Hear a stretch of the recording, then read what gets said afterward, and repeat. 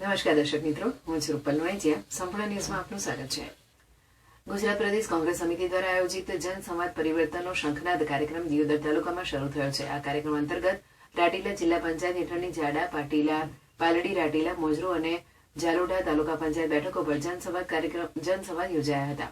આ કાર્યક્રમોમાં પૂર્વ ધારાસભ્ય શિવાભાઈ ભુરિયા, બનાસકાંઠા જિલ્લા કોંગ્રેસ સમિતિના કાર્યકારી અધ્યક્ષ નરસિંહભાઈ દેસાઈ, તાલુકા કોંગ્રેસના પ્રમુખ ઉમેશભાઈ પટેલ, બીકે જોશી એડવોકેટ, બાવળજી ઠાકોર પૂર્વ પ્રમુખ તાલુકા પંચાયત દિયોદર, બળદેવ બારોટ પૂર્વ યુથ પ્રમુખ, નાનજીભાઈ ચૌધરી નવાપુરા, ભાવનાબેન રાઠોડ જાડા, જિલ્લા પંચાયતના ઇન્ચાર્જ મપસિંહ વાઘેલા સહિતના અગ્રણીઓ ઉપસ્થિત રહ્યા હતા. વિવિધ ગામોના સરપંચો, પૂર્વ તાલુકા પંચાયત સદસ્યો, વરિષ્ઠ આગેવાનો, કોંગ્રેસ કાર્યકર્તાઓ અને સર્વ સમાજના આગેવાનો પણ મોટી સંખ્યામાં જોડાયા હતા.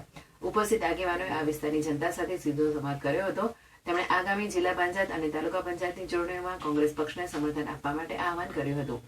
કોંગ્રેસના આગેવાનોએ જણાવ્યું હતું કે તેઓ સડકથી સંસદ સુધી જનતાની સાથે રહેશે અને ન્યાય અપાવવા માટે લડતા રહેશે. દિયોદર તાલુકા કોંગ્રેસ પ્રમુખે જનસંવાદ પરિવર્તનનો શંખનાદ કાર્યક્રમને સફળ બનાવવા બદલ વડીલો, આગેવાનો અને કાર્યકર્તા મિત્રોનો આભાર વ્યક્ત કર્યો હતો.